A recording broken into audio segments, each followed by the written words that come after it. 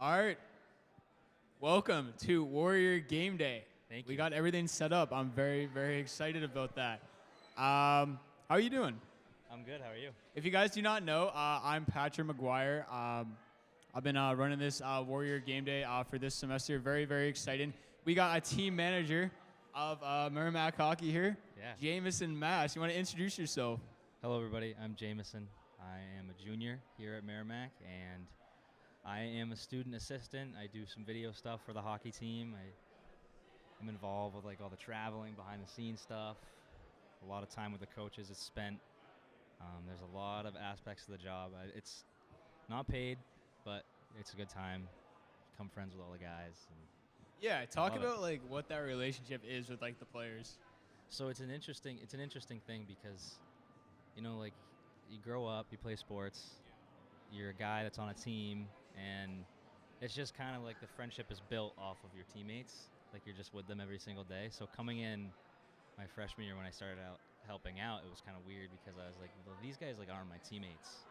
So I didn't really know how to approach them as friends. And I mean, when I came into like, I was obsessed with the hockey team. Like I loved it, and I was like, look at these guys. These guys are like gods. But then when you get to know them, they're just regular guys. They're just good at hockey.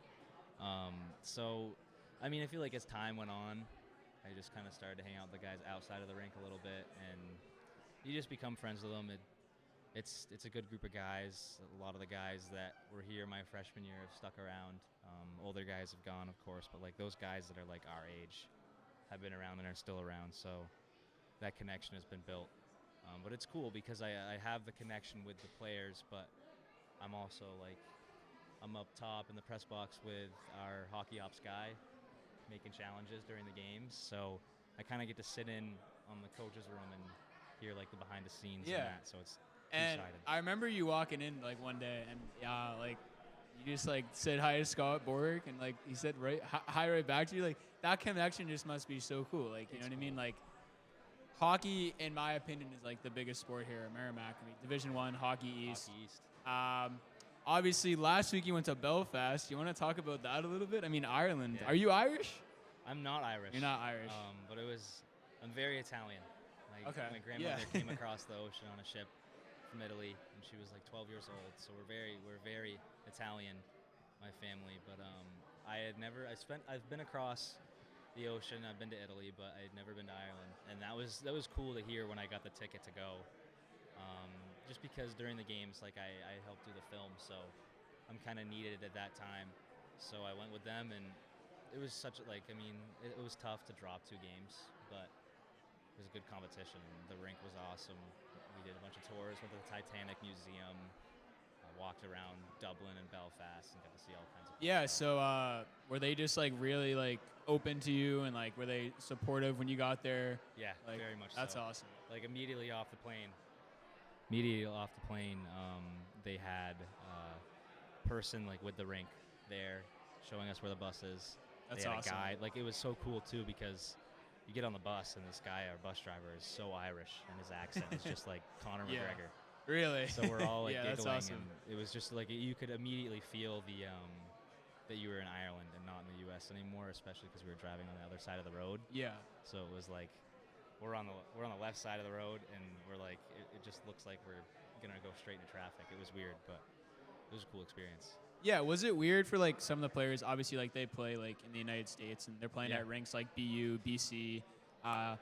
So like, how were the fans there? With the fans into it? Was it a Yes. little bit different? Like obviously not playing like in the states, were some of the players Very like a much little so. like not like confused? Obviously, I'm sure they're locked in, huge tournament, Yeah, but like definitely like it probably had to be a little different, right? I'd imagine. it was, and it was really the tournament was great, but the setup with the other teams, since there was 3 other hockey teams there, was pretty tight with all the locker rooms because Yeah. they're all on the same side. So we were sharing a space with Notre Dame, and it was kind of like their game and it ended, or their practices ended, and we're going back and forth.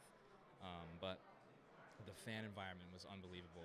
We met up with a couple like local elementary schools before and like taught them how to play hockey, and like they got all of our autographs and stuff, and we gave out Merrimack merch. So like each team gave out merch to a school, and all these kids were just spread across the whole entire rink, and it was so loud. Like it's the loudest the loudest thing you can get in a rink is like a 4-year-old, 5-year-old Yeah. screaming top Yeah. of their lungs. So there's a lot of that. There was a lot of Belfast Giants fans, the team that plays there, and just families from every single team. It was honestly, for this hockey team, other than being at the Garden, was probably the biggest venue they've played in. So Yeah, no, that's awesome. And yeah, so like, talk to me about like what like did you eat with the team? Did the team eat individually? yeah, so usually every road trip we go on, whether it's like on a bus to Maine and stay Yeah. the night, we always have like our pregame meals, which will Yeah. consist of like most of the time when you're at a hotel, it'll be like chicken parm, pasta, like get them Yep. their carbs,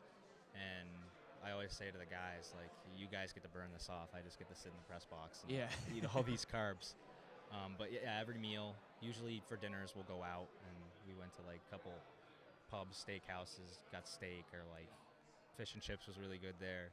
And then pregame is like we'll order like a Subway. Everybody will get Subway, Yeah. or you'll just have like pasta. And was the venue in Belfast? Like, did you guys eat with like BU, Notre Dame, and Mhm. like who was the other team there? I completely forgot. Notre Dame, Harvard, BU. Yeah, Harvard. So like, was there like I guess I'm trying to say dining hall for everyone, or did you guys just like, would you guys go to like just a restaurant So and it just was steakhouse, whatever? like lunch. So we would have practice time like on the days we didn't have the games. So we would practice around like noon, and then usually right after there's like a little room. So like we shared the same area, but it's like when you walk into like a hotel room where they have like meetings, like a meeting Oh room. yeah, exactly. They just had tables and food, and I think the chefs at the rink just like every team had their shift where we'd go in at like 2, maybe BU was having lunch at 12, and we were having lunch at like it's just every hour a team would have the room to themselves for their own meal. Yeah. But every once in a while you'd have like one like Notre Dame guy in there still picking at our food a little bit before we walk Yeah. in. And yeah, talk about like, obviously like you're a part of Merrimack, but you know Notre Dame Fighting Irish, like Irish in their name, they had to get a lot of recognition, I would imagine. So we didn't play against them, but Yeah. we did stay and watch both their games versus BU and versus Harvard, and it's crazy. It was cool because like the announcer at the rink would be like saying to like getting the crowd involved, like saying like, is everybody excited? And then they'd say, let's hear it for Merrimack, and then people would cheer, let's hear it for. And when they said, let's hear it for Notre Dame. Yeah, and I would we just- imagine, right? That's awesome. I mean, when Yeah. we went to Guinness, we went to the Guinness tour. Oh, that's Guinness amazing. had like Notre Dame Fighting Irish apparel, Guinness Really? apparel. So Yeah. like it's a known school out there. And when you talk to people, like we just like walked around and went and looked at Christmas markets like on our own time, some of the players and all the coaches, and like people would be like, oh, you're from the States, and then they'd be like, so do you guys have a university there? And we're like, yeah. And they're like, oh, all we know is Notre Dame. Yeah. So That's crazy to think about, isn't yeah, it? yeah. People live a different life. They were asking us like, when do you get your license? When do you get that? Like they get Yeah. their license when they're older. So I said I Really? got mine when I was 16, and they were like, I got mine when I was 18. I know. It's That kinda such stuff. a different world, like, you know, It's so like, cool to see United it. States, like compared to just other countries in general.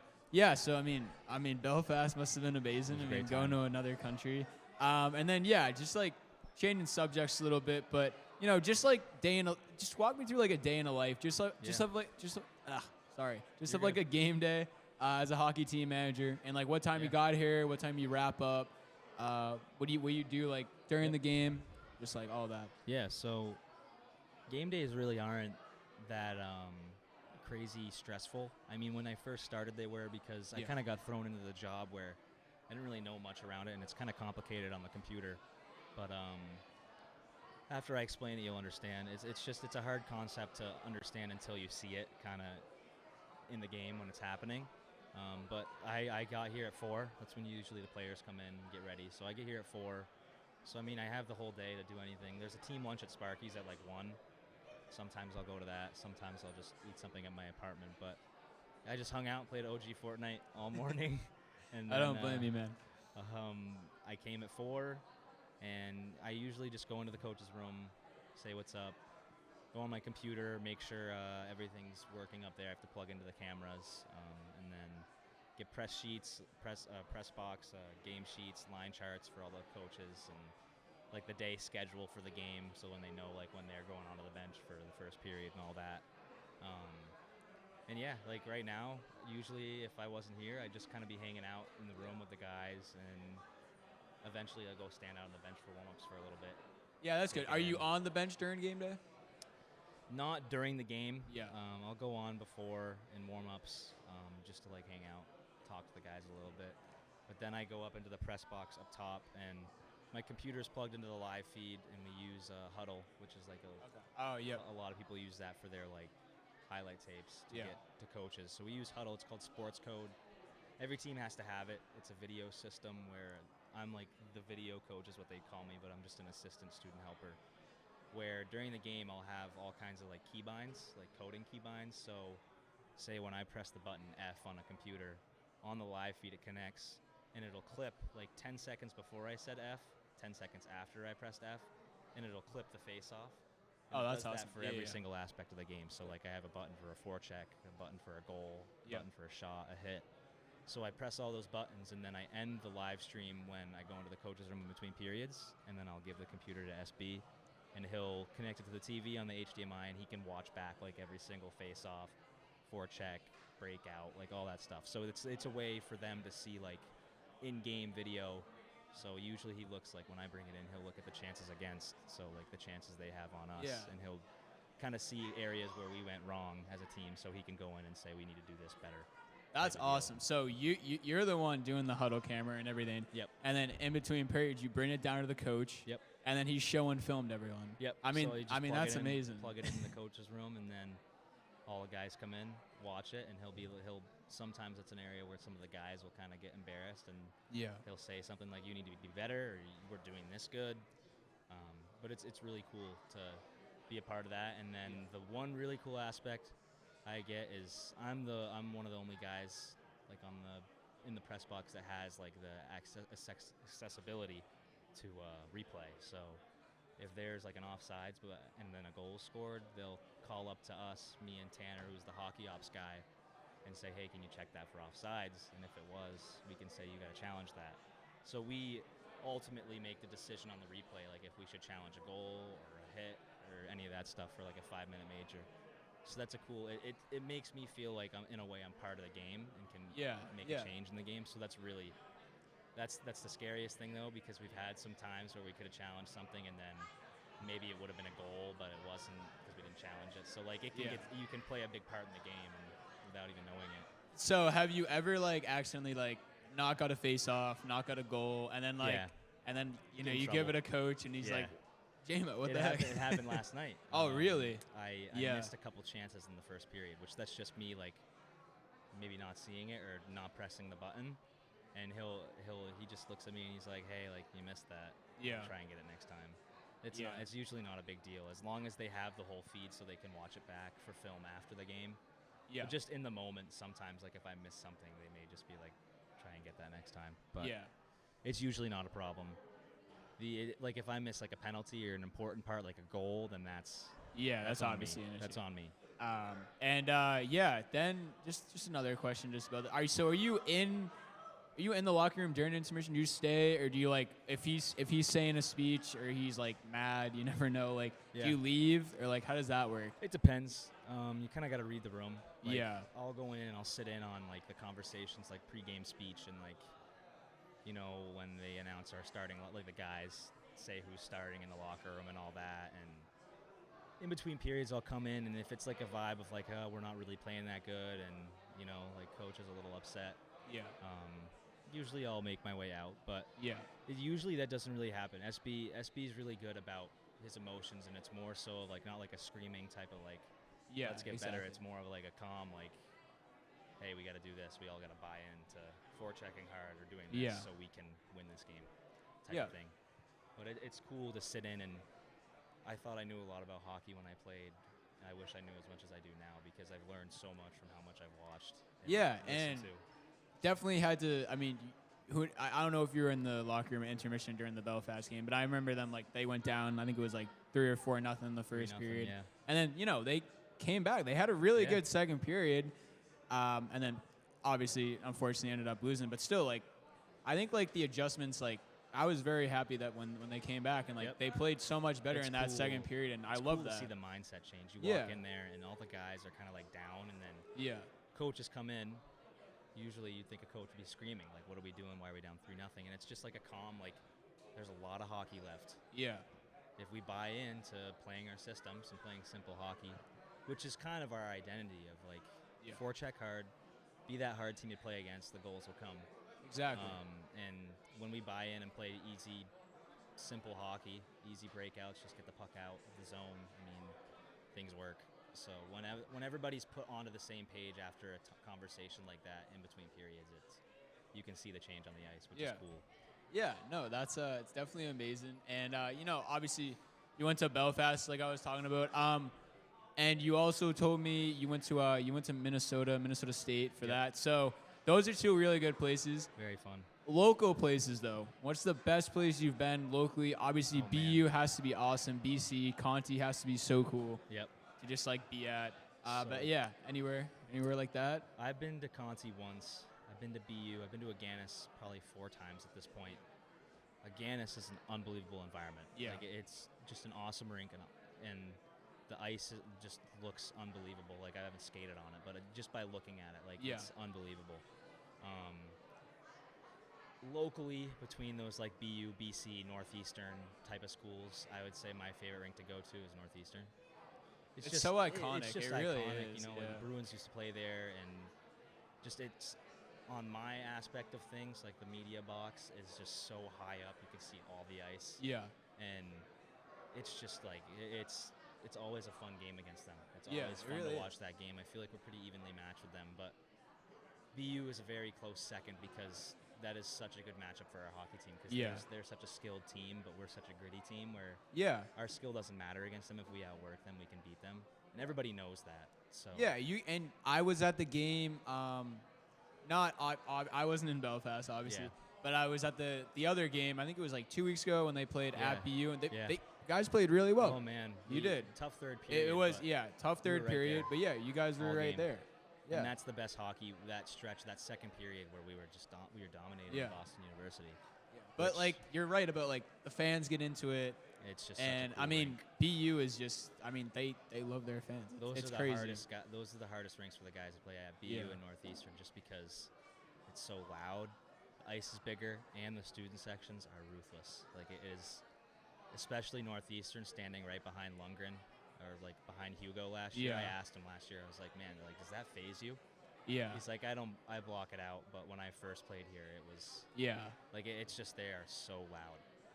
Yeah, I know. I can't imagine like for a goal. Like even like when I was at the game, like they're chanting it so loud. Man. Like you have to block it out. You have to be locked in. And but I mean, these guys are so used to it. Yeah, like exactly. They play juniors. They've had people chirping them all the time. So it's. But yeah, I would top it with Northeastern. I think the coolest rink I've been to has to be Sacred Heart or UConn. Yeah, Sacred Heart has a very new rink. Those are newly renovated, and the first travel I went with the team was last year, and it was to Sacred Heart. So it was good to start with a bang. That was an unbelievable rink, and they're both so similar. They're such modern rinks. Yeah. So those were really cool. And I mean, we went to Mullet last year. That was awesome. It's Arizona, like Coyotes played there. It was, I mean, a little underwhelming, but it's also like I think a lot of people look at it like, oh, it's like an NHL rink, but it's actually at the end of the day a college rink. So, and I remember watching that game. Like, were you like? I mean, it's Arizona, so like I feel like they're not like hockey based. But were you like surprised because it was packed, wasn't it? Very surprised. And you're like, wow, like. Then you think about it, and you're like, wow, they have like, I live in the state of Vermont. Yeah, exactly. They have more people that go to that campus than live in my home state. Like it's crazy. No, I know. It's insane. And obviously like they're really Arizona State, they're like actually turning into like a sports powerhouse, which is insane. It really cool is. Behind the scenes to hear the recruiting stuff. So many kids with such good talent will pick Arizona State because why wouldn't you? Yeah, They're in Arizona, I know. Arizona. Sick jerseys, sick rink.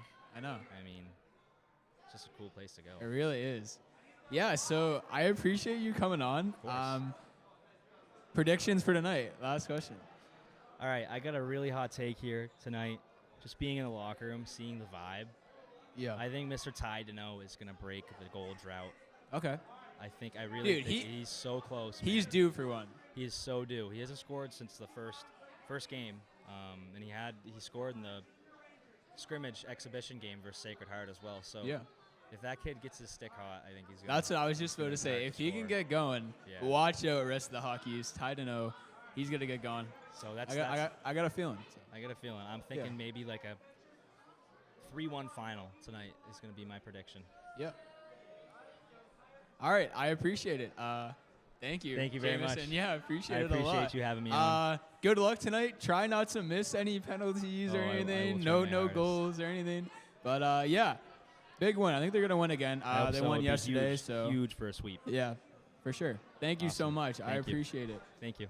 So we're gonna have Joey come on in after Jameson heads off. I appreciate you, Jameson. Thank you again. That was awesome. So, yeah, Joey is going to come on in, and we're going to talk about a little bit more of the game. So, yeah.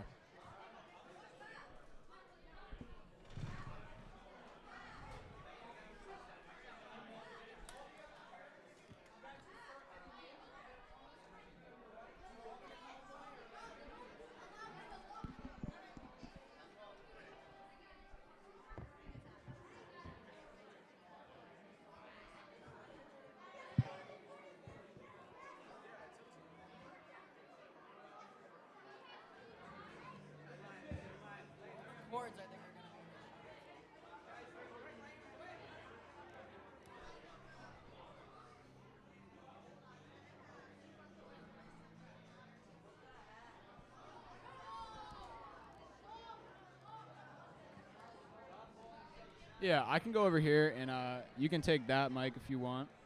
And, yeah, we'll get rolling. I think they see you on camera, so we'll be good. So, yeah, appreciate Jameson for coming on. And, yeah, we have a big game tonight against Alaska Anchorage. Won the game last night. The boys played well. Currently on a 1-game winning streak, so very, very excited about that. And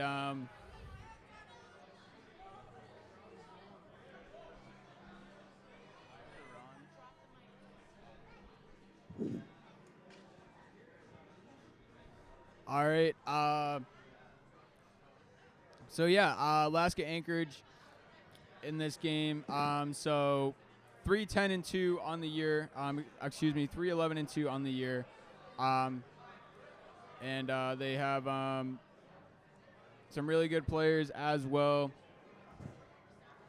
And once Joey comes on in, we'll continue to talk about this game that is happening today.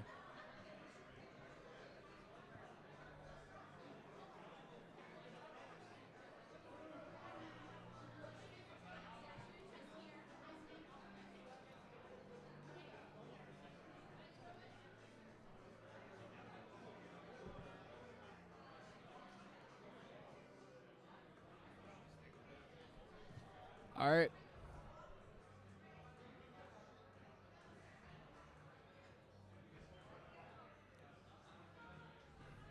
Let me know when you're all good. Yeah, I'm all set. Sorry about that. All right. No. Don't worry about it at all. Yeah, so we just had Jameson on. He's a hockey manager. I don't know if you knew that. Yeah. But, yeah, very exciting. And, yeah, you can lead us off. Big game. We beat Alaska Anchorage yesterday. Very excited about that. I'm looking forward to this game also tonight. So yeah, you can get into how the team has been going and whatever. So, and I'll say some stuff as well. All right, yeah, I'll lead it off.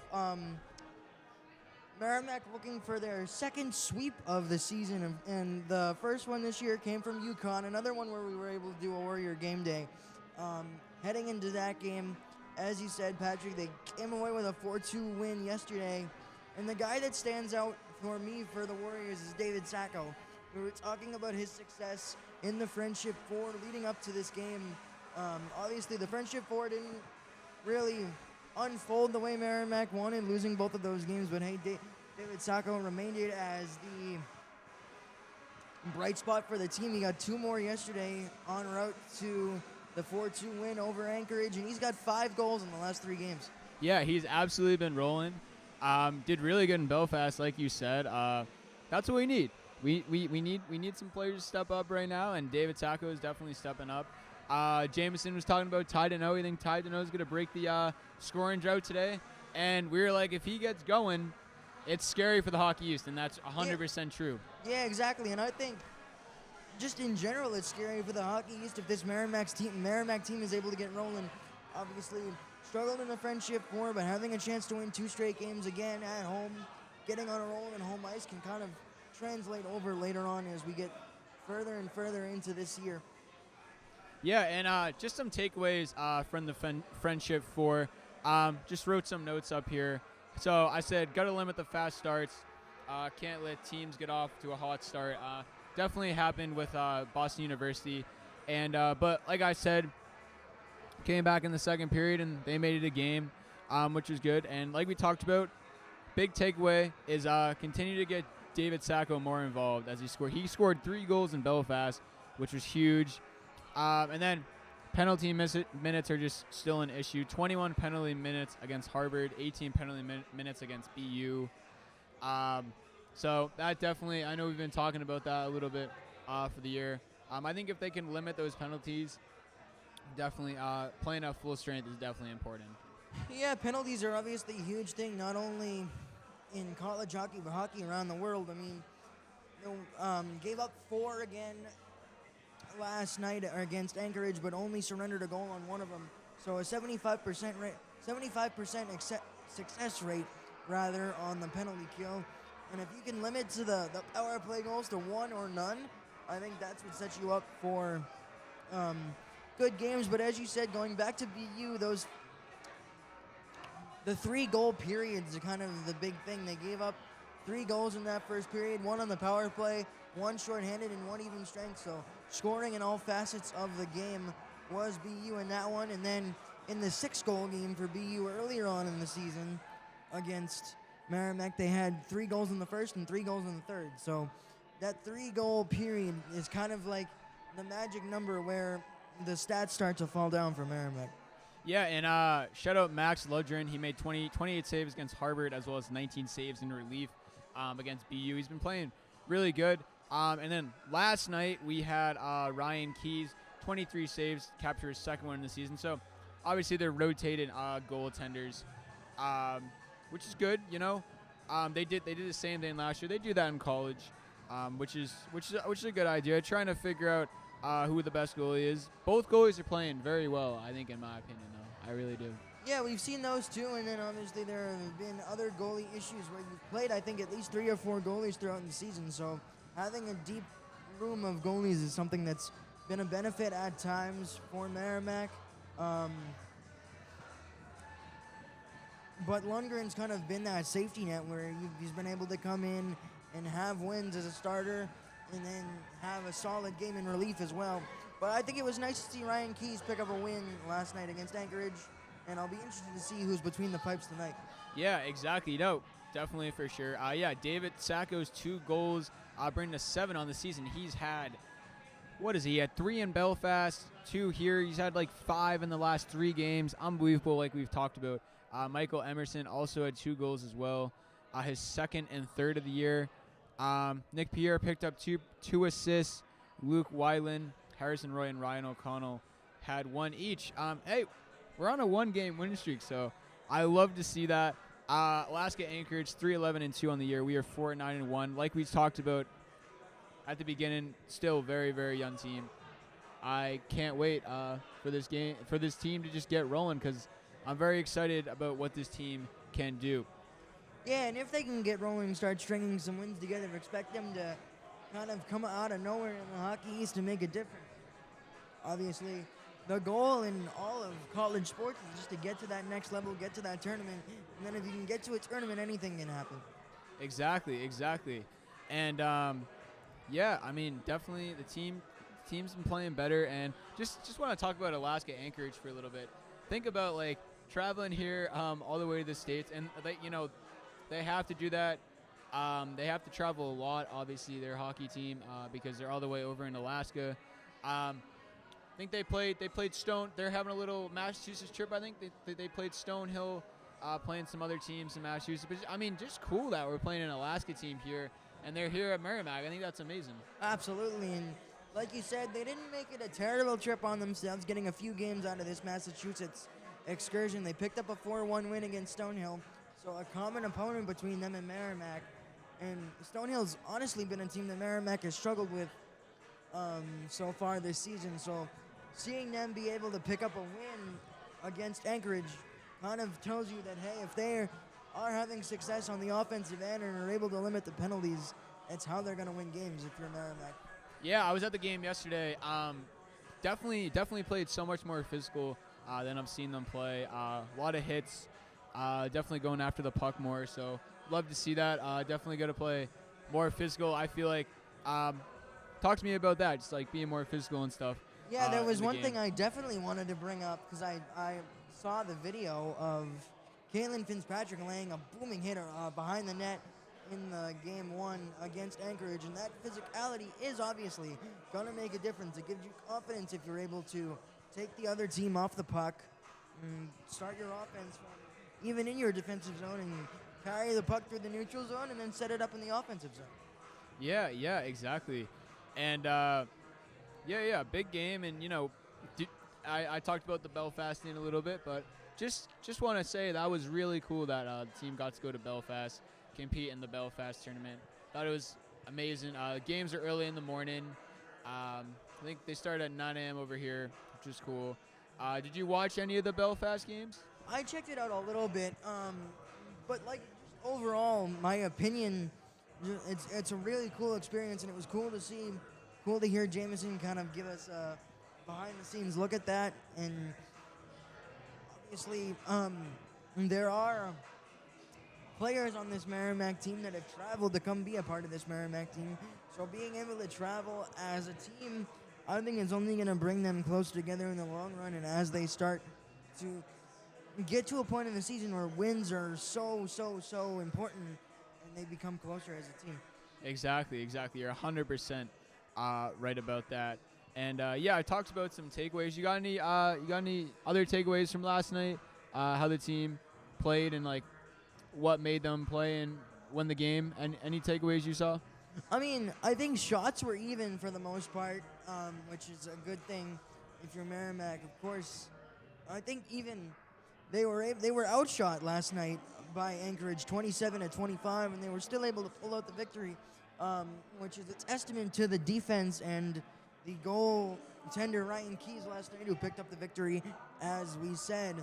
But still, being able to match the offensive output in terms of shots and be around that area of your opponent is important in the sport of hockey. Yeah, it says here Alaska Anchorage had 29 shots yesterday. Merrimack had 27. Merrimack won much more faceoffs, which is very important. They won 35. Alaska Anchorage won 27. Penalties, still a little bit of an issue. We had 4 penalties last night. Definitely have to work on that. But yeah, I mean, huge win. Alaska, definitely a good hockey town, for sure. So excited about that, and I'm very excited that they're playing here. Like I said, at Merrimack. Yeah, it was definitely a competitive matchup for Merrimack, and they kind of had some struggles against BU, as we touched on earlier, but a win against Anchorage again here to get 2 in a row kind of brings you back on track. Yeah, exactly. And we'll move into other sports just quickly. The Merrimack men's basketball team, they played in the Trojan Turkey Tip-Off. They lost against UTSA and they won against Troy. So both teams playing over Thanksgiving, which is very cool. Basketball and hockey. Bud Clark had 28 points, with Brian Tumnew finishing with 11 rebounds and 4 blocks. I mean, Bud Clark's been playing unbelievable. It's awesome to see. Yeah, I was able to see that. I was here in person for the first opening game of the season against UVM, where they picked up their first win, and then obviously they get the second one against Troy. And then last night, they beat Canisius for their first MAC conference win in the history of Merrimack basketball. So important for them to get it rolling, but Bud Clark has been the steady hand all the way up to this point in the season. Yes, Bud Clark, he's been all over my TikTok. He's been all over my Instagram. I keep saying best mid-major guard in college basketball. I love seeing those posts. He's so shifty with it. He honestly, like, He reminds me of Kyrie Irving in a little bit. Yeah, that's what Like skill-wise. that's what everybody keeps saying. Best mid-major guard, and I can't disagree with them, to be completely honest with you. Being able to watch him in person and see the isolation moves that he has, but something that I have found important up to this point is when the more and more isolation that he ends up going through, teams are going to realize it and send 2-3 bodies at him at a time. And that's where the three-point shooting comes in important for this Merrimack team. You look at a guy like Matt Becht or Devin Savage. Devin Savage had 23 points with 7 threes in the Troy win. So if Clark's able to find those shooters, that's going to open up another facet of the offense for this Merrimack team. And if shots are going down from beyond the arc, that's going to open up the lane more for Clark as he continues to work his magic. Yeah, he's definitely been playing unbelievable. You love to see it. Obviously, we had Jordan Durkak last year, who was a very, very good point guard for us. And, he transferred to Rutgers, and here comes Bud Clark. He's stepping into this role, and you love to see it. Kind of taking over for what Jordan Durkak did last year, which is very good. And also another thing I want to mention, the win against Troy, Devon Savage, 23 points. He knocked down 7 3-pointers. So shout out to Devon Savage. That's what we need. We need to hit 3-pointers. I feel like we're more, as I've been watching the games, we're more of an drive to the paint type of team, and feed in the paint, which is good. But when it's down the stretch, you need people to hit 3-pointers, and you love that. You love to see that, especially down the stretch. And you saw that. I was watching the UTSA game as a part of the Trojan Turkey tip-off, which we mentioned earlier. Merrimack ended up losing that one, but they did have a 14-point lead with about 3.5 minutes to go. So executing down the stretch is what kind of took the lack of execution down the stretch is what took them out of that game, and it allowed UTSA to go on a 13-1 run in the final 90 seconds or so. So that execution down the stretch is going to be something that Joe Gallo and the rest of the coaching staff is going to be looking at as they head into the remainder of the season.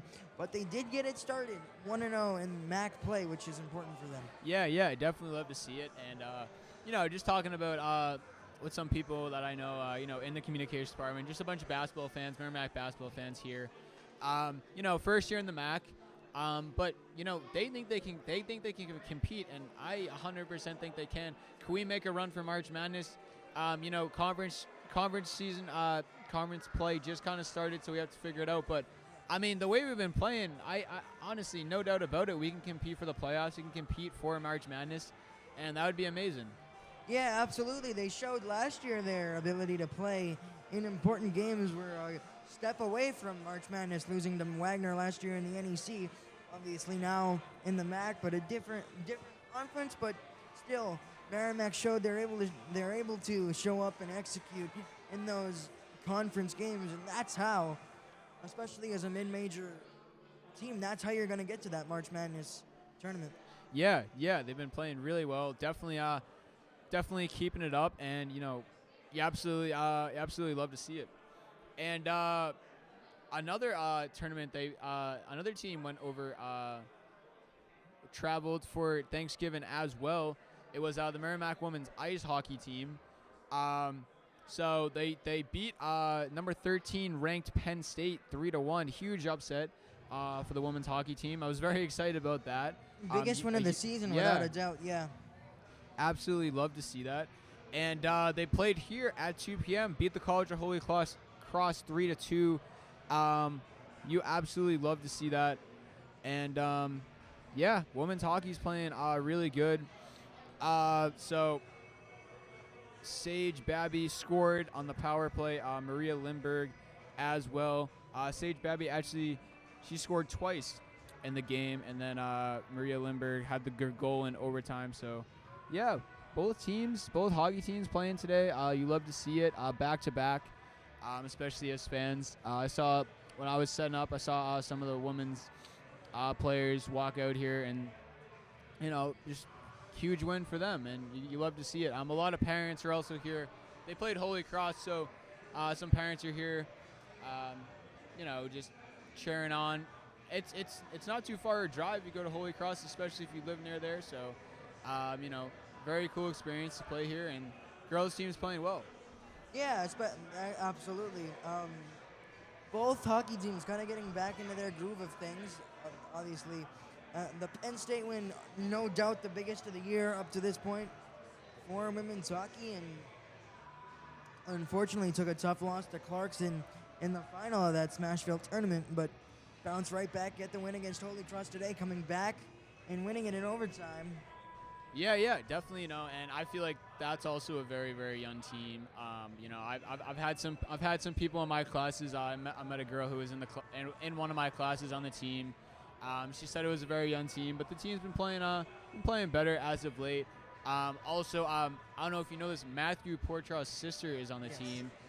So shout out to there. I think actually Matt Portraw is actually Portraw, something like that. Portraw, I think. Portraw or something like that. Matthew Portraw, he plays for the Boston Bruins. His sister plays for Merrimack women's hockey. And I think he's been to a few games. I know people have seen him, so that's awesome. That's super cool.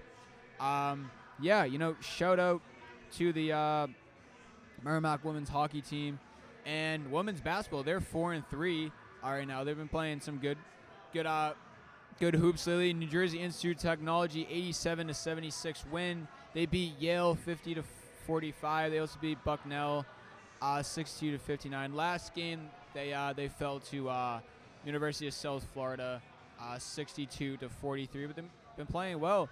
They play at Providence College December 14th at 12 p.m. All the teams are playing well. Just want to bring up some stats. I want to shout out some players who have been playing well as well.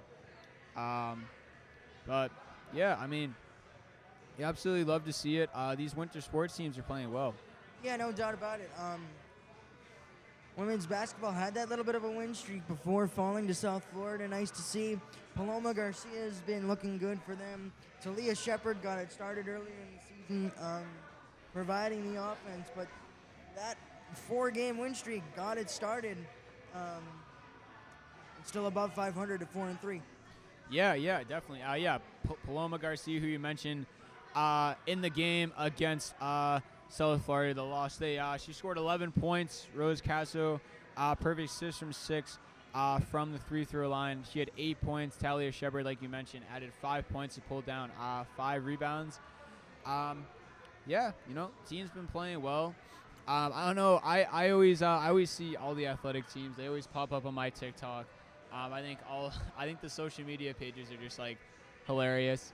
You definitely get to see like all the personalities from like all the players, and who's ever running the social media accounts for the sports teams is doing a really good job. So they keep popping up on my For You page and all over Instagram. So we love to see that. Yeah, absolutely, and I think that's kind of a big aspect of being a college sports team, is being able to have different connections for your fans just outside of attending these games. And social media is a big way in which that happens. Pat, I know you do a lot of work in running the common media. Social media, which is fun to see. So a lot of ways to remain intact, or remain in touch rather, with Merrimack through social media. Yeah, exactly. And I remember even Merrimack men's hockey. They had someone mic'd up at a practice. I thought that was pretty funny. Just getting to know the players a little bit more and getting familiar with them. I think it's a really good thing social media is doing for these sports teams here at Merrimack. And then just got to talk about the win against New Jersey Institute of Technology for Merrimack for the women's basketball team. So Mia Fior had 20 points, 6 assists, 5 rebounds to lead the way. Paloma Garcia, 19 points. Cadence Johnson, also 11 points off the bench. Bench players are important, so that's big, 11 points off the bench. Yeah, depth in general is a huge thing in basketball, and looking at those double-digit bench points, anytime you can get double digits off the bench from anybody, that's an important aspect of winning a basketball game, taking some pressure off of that starting lineup. Yeah, exactly, and you absolutely love to see it. And then we're going to get into our predictions for tonight. Before we do that, we're going to get into some other games that are happening today for the men's scoreboard. So just very exciting. And, just like we said, a lot of the I don't know if you guys can see with the camera, but a lot of the fans are walking in right now. Stadium is filling up, so you absolutely love to see it. I'll be heading in at the end of the show as well, so taking in my second game of the year as well. And as we look at the games right here, some games actually already started. So Stonehill and Maine, they already played. Maine beat Stonehill 5-2. Massachusetts right now is leading Boston University 1-0. So BU's been on fire. And Colorado College, Providence are tied right now. Vermont is beating Long Island 3-2. Our game that is happening, and then Brown and Northeastern should be starting at 7 as well. So yeah, just predictions for Northeastern and Brown.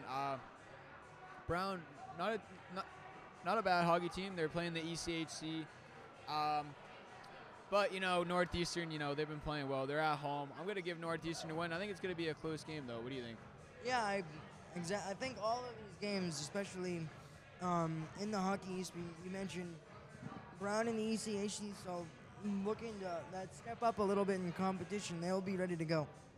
Yeah, and Massachusetts BU, can Massachusetts steal a game from BU? Obviously BU's been playing unbelievably. They just shout out to them for winning the Friendship 4. Sabatka was on a roll throughout the entirety of the 2 games against Merrimack, so look out for him as the rest of that game gets finished up. Yeah, I'm going to have BU come back and win that game. And now into our game for today, Alaska Anchorage against Merrimack College, the Merrimack College Warriors. We are home here. As you see all these people walking in, and as a reminder, we are live on MCTV and WMCK Merrimack College Radio. Thank you guys, whoever is listening and watching to us. And yeah, we're just get into the predictions here. Merrimack won last night, huge win for them. What does Merrimack have to do to continue this win streak?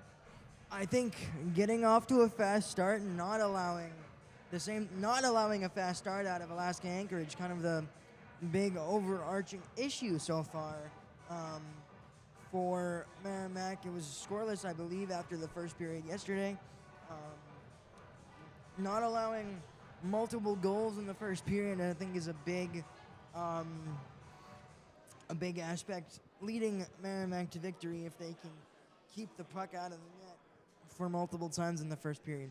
Yeah, 100%. I agree with you. Definitely have to get some fast starts going for sure. 100%. Got to get on the board early. I think that's how we just maintain possession, maintain that momentum, especially as well. And like I said, penalty minutes have to just limit that one less a day, one less penalty minute a day, one less penalty a day. That's what I'm trying to say. Yep. Game. That's what I mean. But I think they can do that, and I'm gonna take Merrimack to win this. It's going to be close, though. I think honestly, it could go to overtime. I think it's going to be like a one-score game, maybe 4-3, something like that, maybe 3-2. What do you think? Yeah, I think a one-goal game is definitely a possibility, and if it gets to 2, expect an empty netter on either side is what maybe could extend that lead. I'll give you 2 guys to look out for on Merrimack. That's, of course, going to be David Sacco, who's a big part of our conversation earlier. 5 goals in 3 games. See if he gets it started, or keeps it rolling, I should say. And then we mentioned Kalen Fitzpatrick on the defensive end, laying the big hit behind the net a game ago. But he's also been sufficient at getting those shots from the point. And even if he's able to lay one in the slot, maybe a stick gets on and that deflects in for a goal for Merrimack. One player to look out for Anchorage is their leading goal scorer, currently at 6. That is Ryan Johnson. So maybe he's going to lead the offense for Anchorage if they're going to pick up a win here against Merrimack. But Merrimack looking for their 5th win of the year. Anchorage still in search of that 4th one after the loss yesterday. Yeah, and yeah, I agree with your point. I think David Sago is going to score again and continue to score. Jameson said earlier, what do you think about Ty Deno? You think Ty Deno is going to score tonight? Is he going to break this scoring drought? I think it's definitely possible. I mean, he's a guy that we've talked about in both of these pregame shows against UConn and now Anchorage, and you have to assume that the more shots get on net, the more likely it is that one's eventually going to find the back of the net.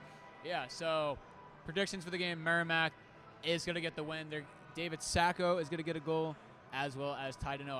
I'm with Jameson on this one. I think he's going to end this drought, and he's going to get hot. And watch out, hockey, because if Ty Deno gets hot, it's over for you. So Yeah. And anything else you want to say before we wrap it up? No, I think that's pretty much it. Hopefully, as you said, Merrimack is able to pull out the victory tonight, get to that 5th win mark, and then as they start to finish out the Hockey East, look for that strong play to continue, hopefully. Yeah, thank you everyone for watching and listening to Warrior Game Day on MCTV and Merrimack College Radio.